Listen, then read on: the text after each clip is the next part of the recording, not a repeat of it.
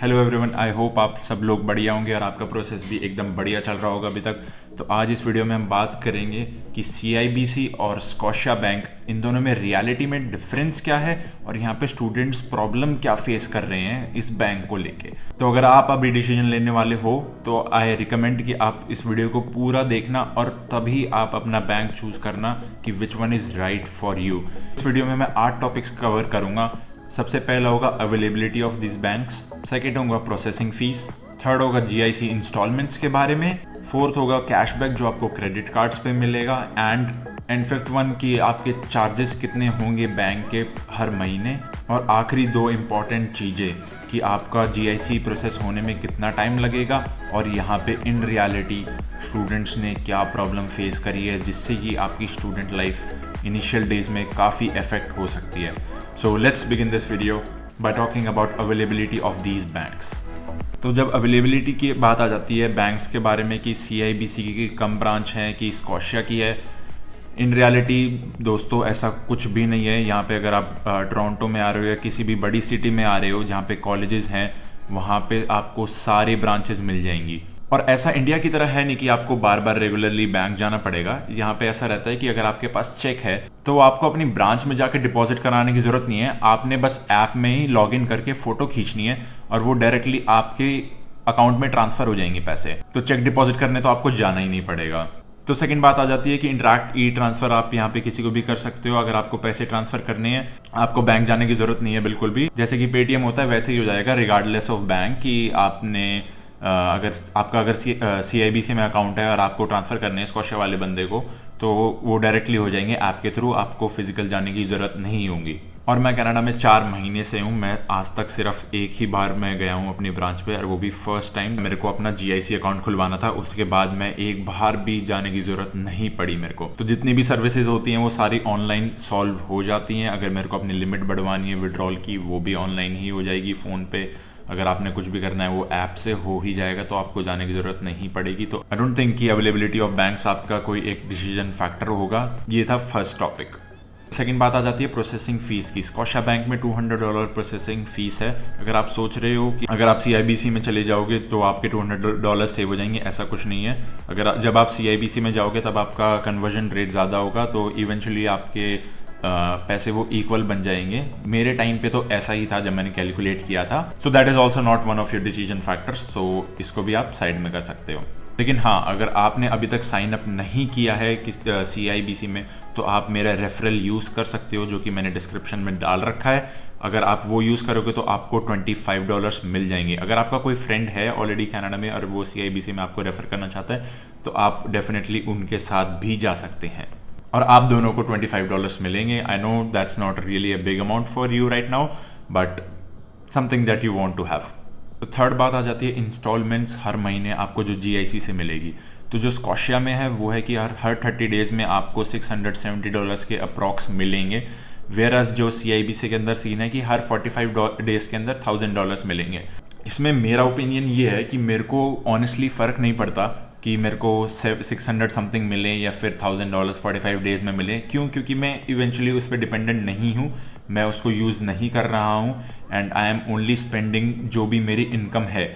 और अगर आप कहो कि ओ नो हम तो इनिशियल डेज़ के अंदर हमें पैसे चाहिए, तो ऑलरेडी हमें दोनों के अंदर $2000 मिलेंगे जो कि आप यूज़ कर सकते हो। तो इसमें भी ये आपको एक बहुत बड़ा फैक्टर मेरे को नहीं लगता कि ऐसा है। मेरे ओपिनियन में अगर आपको $1000 मिल रहे हैं हर 45 डेज़ में, तो मेरे ख्याल से आपकी मनी मैनेजमेंट स्किल्स भी इम्प्रूव हो सकती हैं, ऐसा मेरा थॉट है। क्योंकि आपको हर महीने यूँ नहीं होगा ओके $670 आएंगे स्टार्टिंग में, मैं उसको स्पेंड कर लूँगा और जो हर हफ्ते मेरे को चेक मिलेगा अपनी जॉब से उसको मैं अपना सेव करूँगा।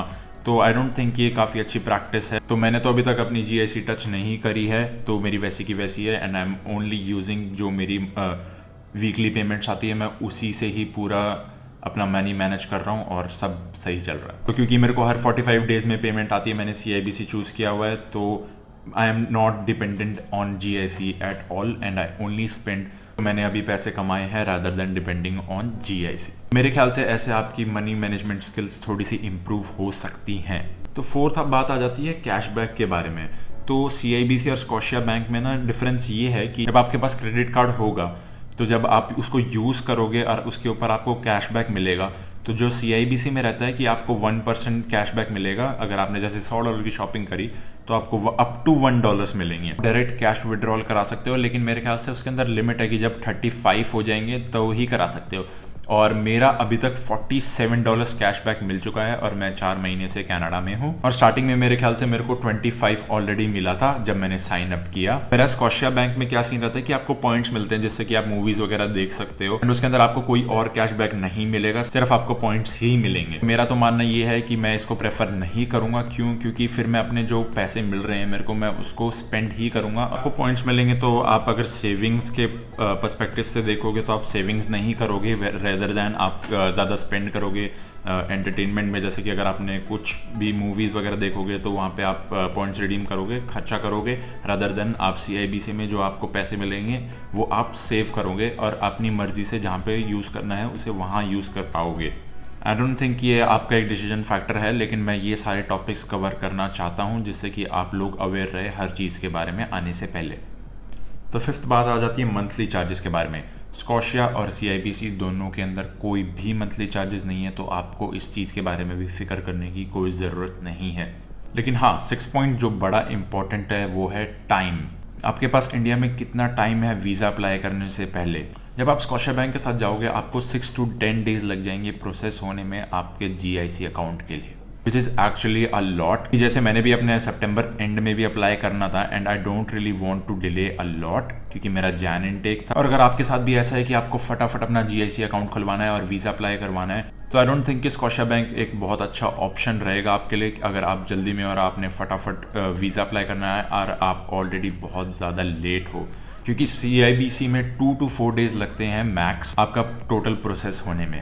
और एक और इम्पॉर्टेंट चीज़ जो मैं इसके साथ ऐड ऑन करना चाहूँगा कि जो एक्सेप्टेंस रेट है स्कॉशिया का और CIBC का, तो जब भी अगर आप स्कॉशिया बैंक के बारे में सोच रहे हो अप्लाई करने के लिए, तो आप प्लीज़ अपनी सारी डिटेल्स अच्छे से चेक करना। अगर आपका छोटा सा भी अगर कोई गली नंबर, कोई भी वर्ड अगर आपके एड्रेस में, नाम में या फिर किसी भी चीज़ में चेंज है, तो अगर अप्लाई करते हुए अगर आप कोई भी गलती कर देते हो तो आपकी एप्लीकेशन रिजेक्ट कर देंगे डायरेक्टली।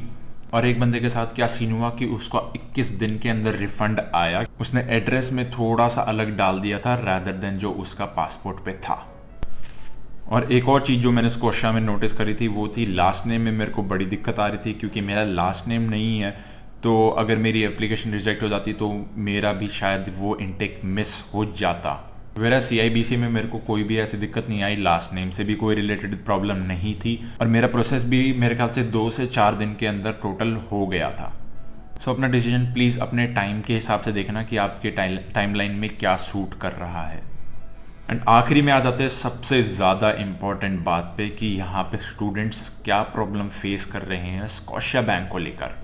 तो मेरे को रिसेंटली पता चला कि कई सारे स्टूडेंट्स स्कॉशिया बैंक में जो थे उनको अभी तक क्रेडिट कार्ड नहीं मिला है और वो 3-4 महीने से कनाडा में हैं। और अगर आपको लग रहा है कि ये एक बड़ी प्रॉब्लम नहीं है, अगर उस बंदे के पास क्रेडिट कार्ड नहीं है, डेबिट कार्ड से उसका काम चल जाएगा, तो नहीं, it is actually really important कि आपके पास स्टार्टिंग में जब आओ तो आपके पास क्रेडिट कार्ड होना चाहिए और आप उसको अच्छे से यूटिलाइज़ करो जिससे कि आपके क्रेडिट स्कोर बने, which is really really really important if you are in Canada. Students are actually trying to get the credit card, but उनको स्कॉशिया बैंक अलाउ नहीं कर रहा है फॉर डिफरेंट रीजंस। तो एक स्टूडेंट के साथ ऐसा है कि उसको लीज मांग रहे हैं कि तुम अपनी लीज लेकर आओ तभी हम आपको क्रेडिट कार्ड देंगे। और जब नए नए इंटरनेशनल स्टूडेंट्स कनाडा में आएंगे तो यूँ तो है नहीं कि आते ही उन्होंने लीज साइन कर दी और उनके पास लीज होगी कि हाँ जी आप ये ले लो। तो एक और पर्सन जिसको मैं जानता हूँ और उनके साथ भी ऐसा ही सीन है, वो कनाडा में मेरे से भी पहले आए हुए हैं और उनको अभी तक क्रेडिट कार्ड नहीं मिला है। पहले वो कुछ और रीजंस दे रहे थे, फिर उसके बाद बोलते कि नहीं आपका स्टडी इतने ही मंथ्स का है तो आपको नहीं देंगे, और बहुत ज़्यादा प्रॉब्लम क्रिएट कर रहे हैं। टाइम पे रिप्लाई नहीं कर रहे हैं, बिल्कुल भी कोशिश नहीं कर रहे हैं कि हाँ जी इसकी हेल्प कर दें, इसको कोई ऑल्टरनेट सॉल्यूशन बता दें। तो मेरे को तो ये बहुत बड़ी प्रॉब्लम लगती है स्कॉशिया बैंक्स के साथ, जो मैंने आपके साथ अभी डिस्कस करी। तो आप जब भी GIC अकाउंट खुलवाएं तो आप प्लीज़ इन चीज़ों को ध्यान में रखना। और ऐसा नहीं है कि यार हर बंदे के साथ हो रहा है कि उनको क्रेडिट कार्ड नहीं मिल रहा है, it's just that I am saying कि कुछ लोगों के साथ ऐसा हुआ है। तो मैं आपको रियलिटी में बताना चाहता हूँ कि ऐसे भी सीन है स्कॉशिया बैंक के साथ। so that you are already aware about this. So that was it for this video. I hope आप लोगों को वीडियो पसंद आई होगी एंड आई होप आप लोगों को कोई प्रॉब्लम ना आए और आपका प्रोसेस सारा स्मूथ हो जाए. And I will see you in the next video. Thank you for watching. Bye bye.